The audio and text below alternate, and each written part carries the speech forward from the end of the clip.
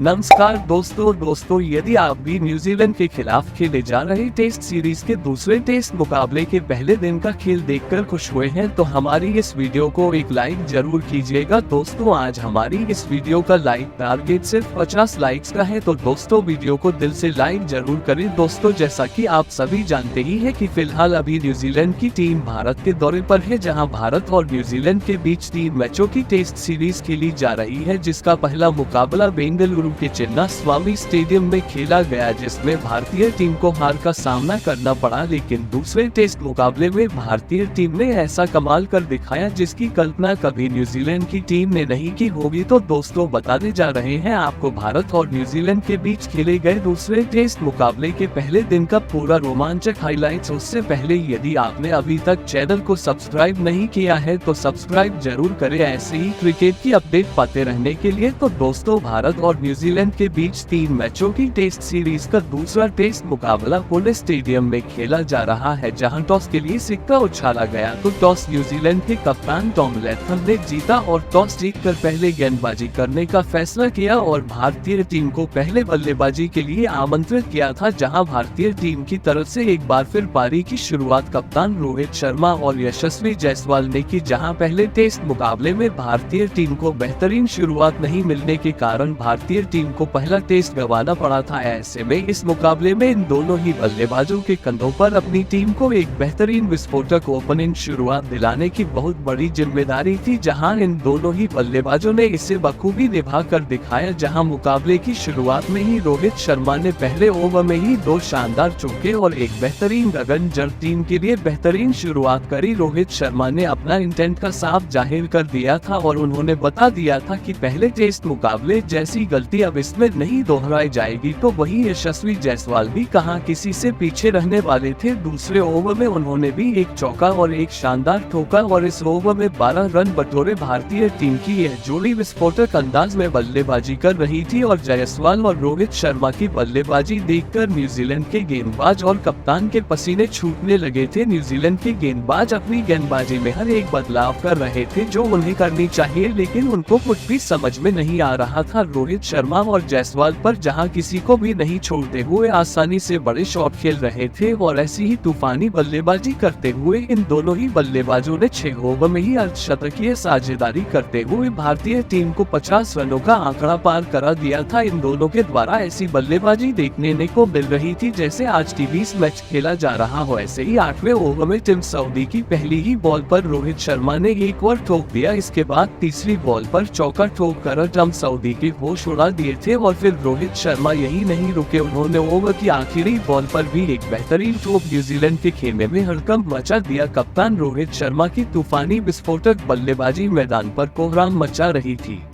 वहीं दूसरी तरफ यश जायसवाल का बल्ला भी जमकर आग उगल रहा था और उन्होंने 10वें ओवर में मैट हेनरी को आड़े हाथों लेते हुए इनके ओवर में 2 बेहतरीन और एक शानदार चौका लगाकर न्यूजीलैंड को बैकफुट पर ला दिया था। ये दोनों ही टेस्ट मुकाबले को टी20 की तरह खेल रहे थे और ताबड़तोड़ विस्फोटक अंदाज में न्यूजीलैंड के गेंदबाजों की जमकर कुटाई कर रहे थे। एक तरफ से रोहित शर्मा का बल्ला मैदान पर तूफान मचा रहा था तो दूसरी तरफ यशस्वी जायसवाल अपने अलग ही अंदाज में बल्लेबाजी कर रहे थे, जहां 11वें ओवर में 2 बेहतरीन ठोक कर रोहित शर्मा ने अपना विस्फोटक अर्धशतक सिर्फ 30 गेंदों में ही पूरा कर लिया था। साथ ही उन्होंने भारतीय टीम को 100 का आंकड़ा भी पार करा दिया था। दूसरी तरफ यशस्वी जायसवाल भी अपने अर्धशतक के बेहद करीब पहुंच चुके थे और 13वें ओवर की मेन विलियम ओरको को 2 तूफानी ठोकर यशस्वी जायसवाल ने भी अपने अर्धशतक को पूरा किया। जायसवाल का भी बल्ला रुकने का नाम नहीं ले रहा था और इन दोनों ने ही भारतीय टीम को बेहतरीन शुरुआत दिला दी थी और 15 ओवर में ही भारतीय टीम 137 रनों पर पहुंच चुकी थी, जिसके बाद एजाज पटेल ने आकर 16वें ओवर में भारतीय टीम को पहला झटका दिया और तूफानी बल्लेबाजी कर रहे यशस्वी जायसवाल को ओवर की चौथी गेंद एलबीडब्ल्यू आउट कर दिया, जहां यशस्वी जायसवाल आज 63 रन की तूफानी पारी खेलकर ऑन आउट हुए और अब यशस्वी जायसवाल के आउट होने के बाद किंग विराट कोहली मैदान पर बल्लेबाजी करने के लिए उतरे और दोस्तों विराट कोहली ने मैदान पर पर उतरते से कवर ड्राइव के द्वारा एक बेहतरीन चौका लगाया और अपना खाता खोला। इसके बाद तो कोहली का बल्ला यही नहीं रुका और उन्होंने एक तूफानी ठोका और भारतीय टीम को 150 रनों के पार पहुंचाया। अब विराट कोहली ने रोहित शर्मा के साथ साझेदारी बनाना शुरू कर दिया था और अपनी टीम के स्कोर को आगे बढ़ाने लगे थे। जहां विकेट गिरने का कोई भी दबाव भारतीय बल्लेबाजों ने अपने ऊपर नहीं लिया था और कोहली ने आते से ही बड़े शॉट खेलकर इसको साबित कर दिखाया था। इसके बाद अगले ओवर में रोहित शर्मा ने एक बार फिर हाथ खोले और 3 बेहतरीन चौके इस एजाज पटेल के ओवर में ठोक दिए थे। वहीं रोहित शर्मा अपने शतक के करीब आगे बढ़ रहे थे तो वहीं भारतीय टीम से 200 रनों का आंकड़ा कुछ ज्यादा दूर नहीं था। 20 ओवर में भारतीय टीम का स्कोर 182 रन हो चुका था तो वहीं विराट कोहली ने मैच हेनरी के अगले ओवर में 2 चौके ठोक कर इसे और भी नजदीक पहुंचा दिया। तो वहीं इसके बाद रोहित शर्मा का बल्ला एक बार फिर चला और सबसे पहले उन्होंने पुल शॉट के जरिए बाउंसर पर एक ठोका और भारतीय टीम को 200 रनों के पार पहुंचाया। इसके बाद 2 बेहतरीन चौके लगाए और अपना तूफानी शतक सिर्फ 70 गेंदों में ही जड़ दिया था, जिसके बाद रोहित शर्मा विराट कोहली से गले मिले और अपने शतक को सेलिब्रेट किया। साथ ही कोच गौतम गंभीर के साथ पूरी टीम ने खड़े होकर तालियां बजाई। रोहित शर्मा का बल्ला आज मैदान पर तूफान मचा रहा था तो वहीं विराट कोहली भी इनसे पीछे नहीं रहे और इन्होंने टिम साउदी के ओवर में एक नजाकत भरा शॉट लगाया और चौका बटोरा। इसके साथ ही अब इन दोनों के बीच में 50 रनों से ज्यादा की साझेदारी हो चुकी थी। भारतीय टीम की इस तरह की बल्लेबाजी देखकर हर कोई हैरान था। जहां न्यूजीलैंड की टीम का तो ऐसा हाल था मानो उनके पैरों तले जमीन खिसक गई हो। अब शतक लगाने के बाद तो रोहित शर्मा ने अपनी लही बदल ली और काफी आक्रामक और भी विस्फोटक अंदाज में बल्लेबाजी करने लगे। तो वहीं इनकी तरह ही तूफानी विस्फोटक अंदाज विराट कोहली ने भी अपना रखा था,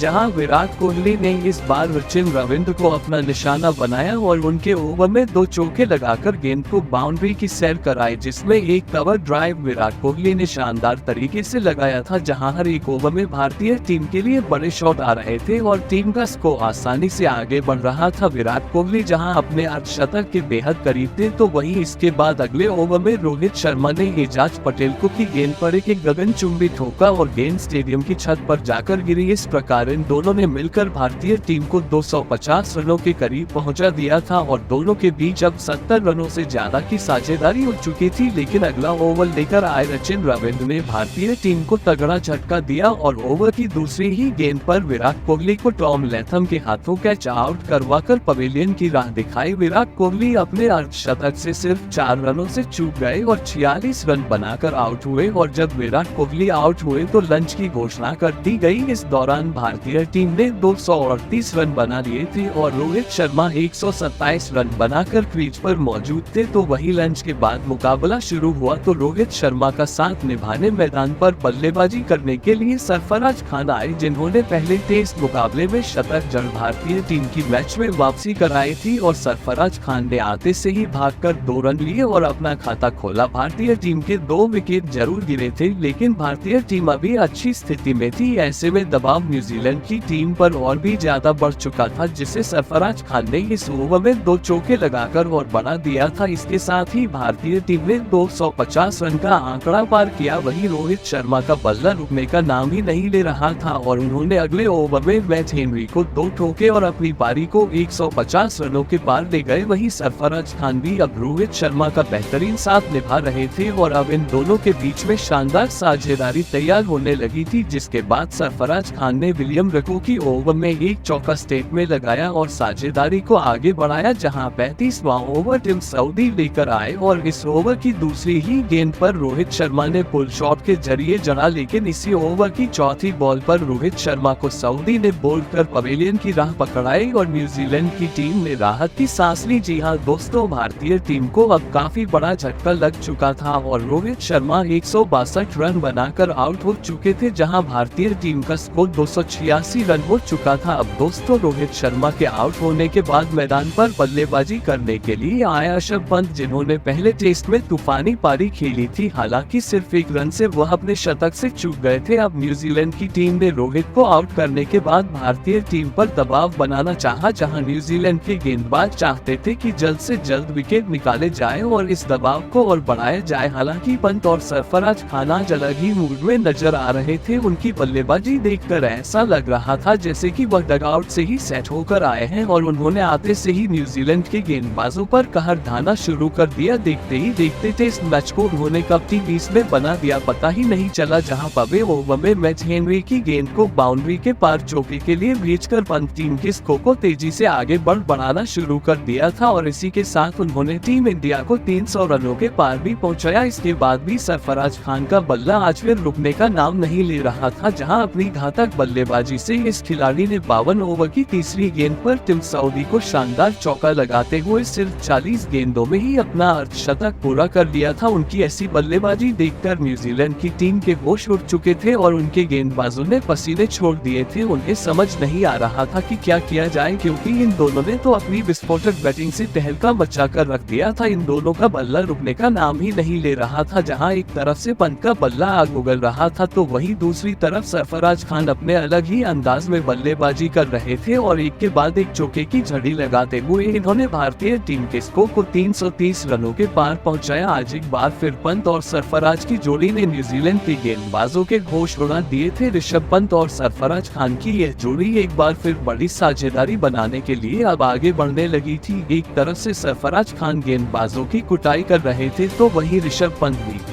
उनका बखूबी साथ निभा रहे थे। उनकी अद्भुत बल्लेबाजी का लुत्फ पूरा स्टेडियम उठा रहा था।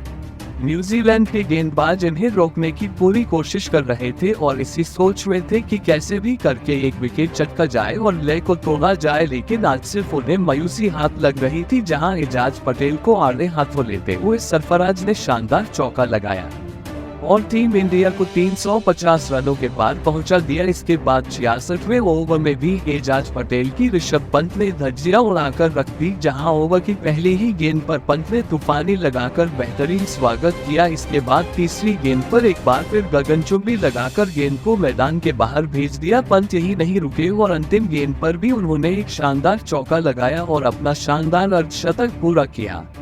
इसी के साथ ही इन दोनों के बीच 100 रनों से ज्यादा की साझेदारी भी पूरी हो चुकी थी, जिसके दम पर टीम इंडिया ने अब मुकाबले में जबरदस्त पकड़ डीच बना ली थी। जहां 60 ओवर में टीम इंडिया 380 रन बना चुकी थी और टी ब्रेक हो जाता है, जिसके बाद एक बार फिर मुकाबला शुरू होता है, जहां दोनों बल्लेबाज एक बार फिर मैदान में उतरे और आते से ही सरफराज खान ने मैच हेनरी को आड़े हाथों लिया और पहले तो लगातार 3 गेंदों पर 3 तूफानी ठोक डाले और इसके बाद एक शानदार चौका लगाया, जिसे देख पूरा स्टेडियम गूंज उठा। जिसके बाद ऋषभ पंत ने भी अपने हाथ खोले और बड़े शॉट लगाना शुरू कर दिया। जहां इन दोनों की बल्लेबाजी देखते ही बन रही थी, जिसे देखकर सभी खुश थे, तो वहीं कप्तान रोहित शर्मा, विराट कोहली के साथ साथ कोच गौतम गंभीर भी खुश नजर आ रहे थे और यह भी इन दोनों की बल्लेबाजी का लुत्फ उठा रहे थे। जहां न्यूजीलैंड की टीम विकेट निकालने की हर संभव प्रयास कर रही थी, लेकिन विकेट निकालना इतना आसान नहीं था। जहां इस दौरान सरफराज खान एक शानदार चौका लगाया और अपना शतक पूरा किया, साथ ही भारतीय टीम को 400 रनों का आंकड़ा भी पार कराया। वहीं दूसरी तरफ से ऋषभ पंत ने भी अगले ओवर में 2 बेहतरीन चौके ठोके और अगले ही ओवर में एक चौका सरफराज खान के बल्ले से भी निकला। हालांकि शतक ठोकने के बाद सरफराज ज्यादा देर तक टिके न रह पाए, जहां ऋषभ पंत और सरफराज खान के बीच एक 140 रन से ज्यादा की साझेदारी हो चुकी थी, जिसे टिम साउदी ने तोड़ा और अपनी टीम के लिए एक बड़ा विकेट हासिल किया। सरफराज खान 112 रन बनाकर अपना विकेट टीम सऊदी को दे बैठे, जिसके चलते यहां टीम इंडिया को चौथा बड़ा झटका लगा और जब सरफराज खान आउट हुए तब 417 रन का स्कोर भारत की टीम का हो गया था। जिसके बाद केएल राहुल बल्लेबाजी के लिए मैदान में उतरे और ऋषभ पंत का साथ निभाने लगे। दूसरी तरफ ऋषभ पंत बेहतरीन बल्लेबाजी कर रहे थे। हालांकि दिन का खेल खत्म होने में ज्यादा समय नहीं बचा था और यहां से भारतीय टीम को एक बेहतरीन साझेदारी की जरूरत थी। साथ ही भारतीय टीम कोई भी विकेट नहीं गंवाना चाह रही थी, जिससे एक तरफ से हर्ष पंत तो अपना तूफानी अंदाज जारी रखे थे, लेकिन केएल राहुल संभालकर बल्लेबाजी कर रहे थे। जहां ऋषभ पंत ने बेहतरीन 2 ठोके और स्कोर को